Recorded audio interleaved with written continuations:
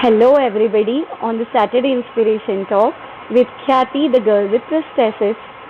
Today, I'm going to talk to you about how to handle the sorrow of losing someone very special.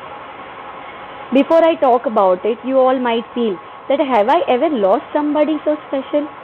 Of course, yes.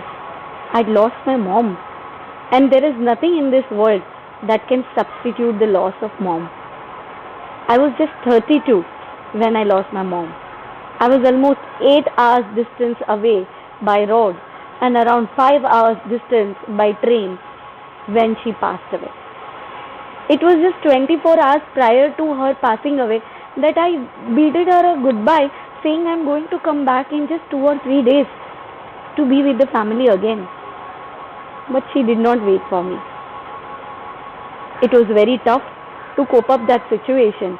I traveled all the way throughout the night just to see her body. Yes, a body. She was no more a mom then. She was no more a human being then.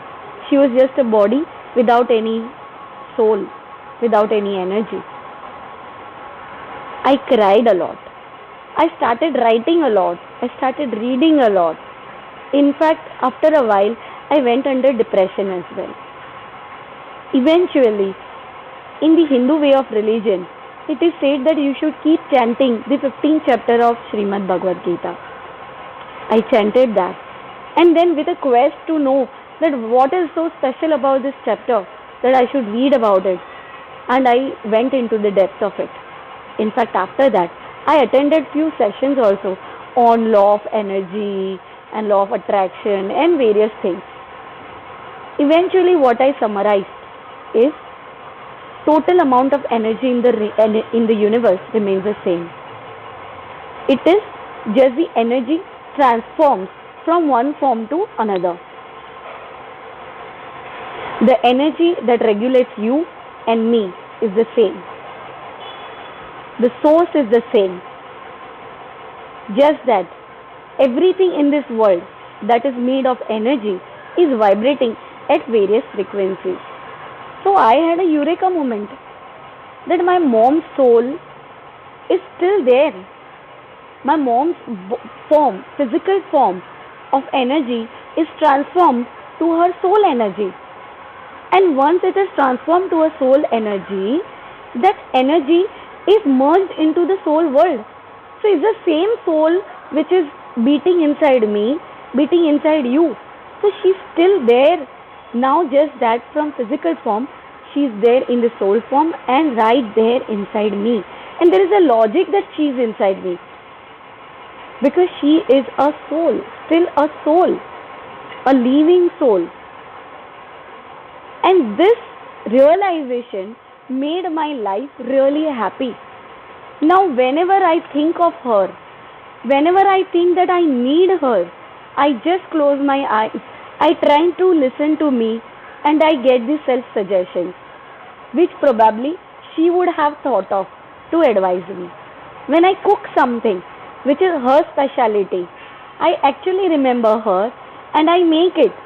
And you won't believe, always after making it, my dad says that it is exactly how your mom used to cook. So those self-suggestions are what? It's her.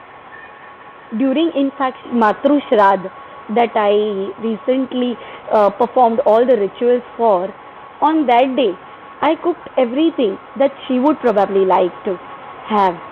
Or probably she would cook in her own way. And you won't believe.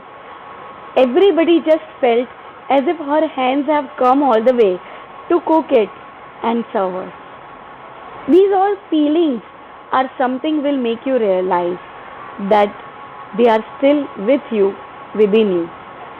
So, my friends, today on this Saturday Inspiration Talk, I, the girl with prosthesis, Khyati Mehta, inspires you to not to fall into the trap of losing somebody and being into that sorrow and grief for the rest of your life, but rather start believing in that their soul energy has merged into your soul energy and right now they are residing within you and they are available for you whenever you need them.